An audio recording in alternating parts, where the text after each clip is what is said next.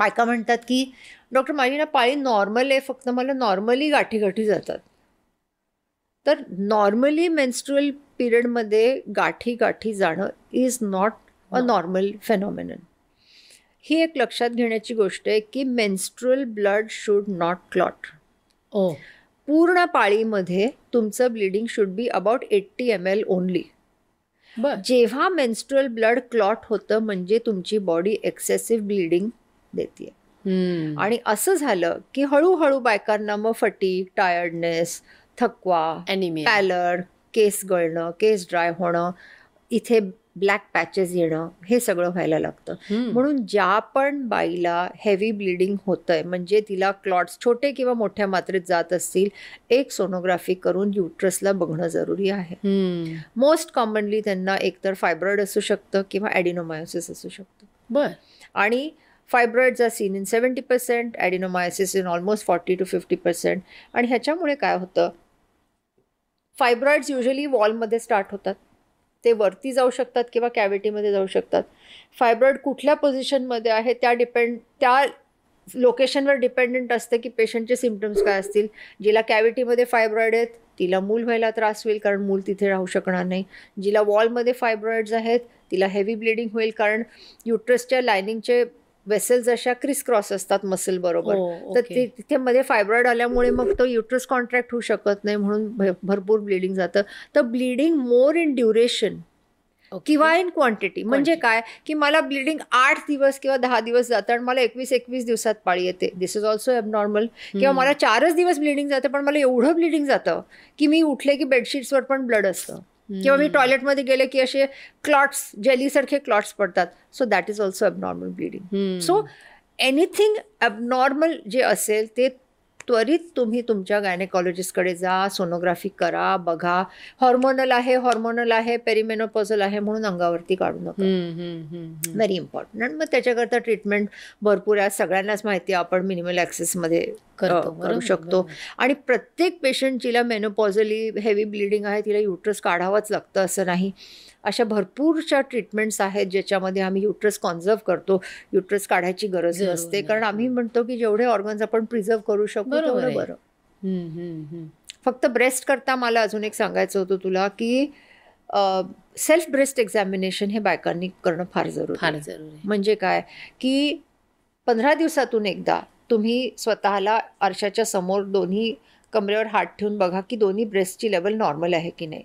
With the flat of your palm, you go to the opposite axilla, feel for any lump, go to the breast, feel for any lump, squeeze the nipple, look for discharge, put your hands around the neck, look for any lump. आणि जर तुम्हाला काहीही abnormal वाटलं तर तुम्ही ताबडतोब डॉक्टरकडे जाणं जरुरी आहे. भले तुम्ही 4 महिन्यापूर्वी मॅमोग्राफी केली असेल पण तुम्हाला थोडी पण गाठ आढळली तर you go and you get it checked immediately, कारण breast cancer is very very common आणि you can not ignore it.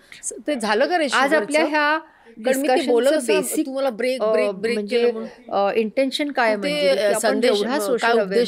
बायकांमध्ये स्प्रेड करू शकतो आणि अगदी सिम्पल आणि लुसिड लँग्वेजमध्ये ते फार इम्पॉर्टंट आहे. आहार सांभाळणं फार इम्पॉर्टंट आहे.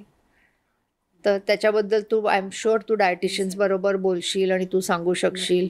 पण डाएट इज व्हेरी इम्पॉर्टंट. साखर सोडा, जितक्या लवकर तुम्ही साखर तुमच्या आयुष्यातून काढून टाकाल तेवढ्या तुम्ही यंग राहाल, तेवढे तुम्ही डिसीज बाजूला ठेवाल आणि तेवढेच तुमचे शारीरिक प्रॉब्लेम्स कमी होतील, कारण शुगर इज अ किलर. तर रंजू, आपल्या गप्पा खूपच म्हणजे गप्पांपेक्षा इतकी तू माहिती दिली आहेस आपल्या दर्शकांना. आपली बडबड करायची सवय गेली, बडबड करायची सवय हॉस्पिटल पासून आतापर्यंत. बरोबर. तर आता एक तू आपल्या दर्शकांना म्हणजे फक्त मुली आणि किंवा बायका नव्हे तर सगळ्यांनाच काय संदेश देशील की ज्यामुळे त्यांचं आयुष्य सुधारेल आणि एक सेफ जे होईल, हेल्दी होईल, तर जरा प्लीज सांग ना आपल्या दर्शकांना. मी अगदी स्पष्टपणे आणि प्रत्येक लेक्चरमध्ये सांगते आणि आता पण विमेन्स डेला माझ्याकडे लाईन लागली लेक्चर्सची 5 तारखेपासून. मी सगळ्यांना सांगते health is wealth. More than financial stability, health stability is extremely important. म्हणून सगळ्या गोष्टींमध्ये बॅलन्स पाहिजे.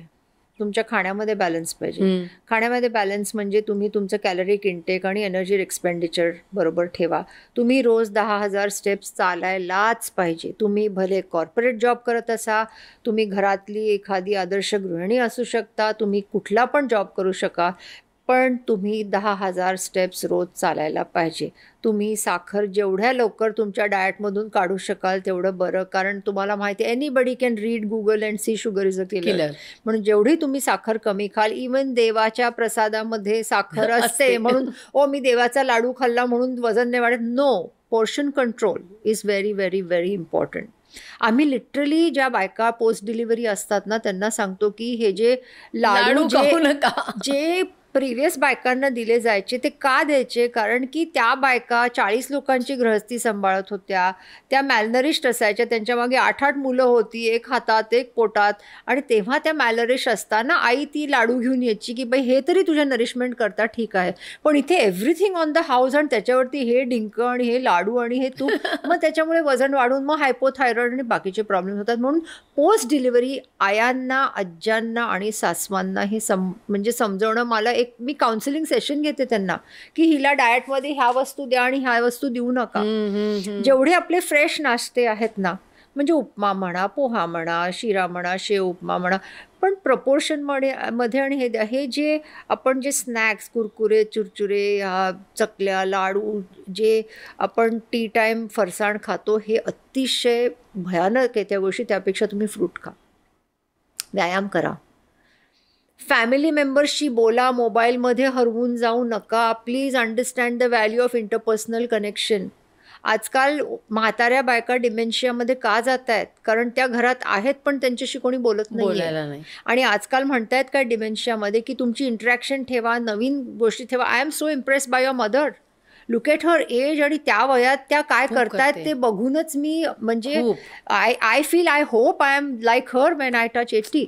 पण there so much to learn from her की ह्या वयामध्ये भरतकाम करणं इज नॉट इझी. पण see how aware and how amazing she is. म्हणजे दिसायला सुद्धा, even my mother in law for that matter is 83, पण इफ यू सी हर, ती माझ्या पुढे जाणार डोंगर चढायला, किंवा यू विल नॉट बिलीव्ह की त्या आणि मी दोघी हॉलिडे घेतो. कधी पाहिलेस तू सासू आणि सून हॉलिडेवर जाणं?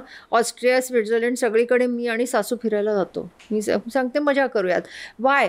Very important to keep involvement of old people in the house also. Family connection, social connection. अगदी. अरे एखाद्या पुरुषाने जर घरात जाऊन आईला सांगितलं की आई नाही तू बनवतेस तशीच मला आमटी बनवून दे, ती आई इतकी एक्साइट होईल की अरे माझ्या मुलांनी मला, म्हणजे कुक असताना सुद्धा. आणि ह्या छोट्या छोट्या गोष्टी तुम्ही जर का म्हाताऱ्या आणि प्रौढ लोकांचं इमोशन सांभाळलं तर it is only going to make your family atmosphere healthy.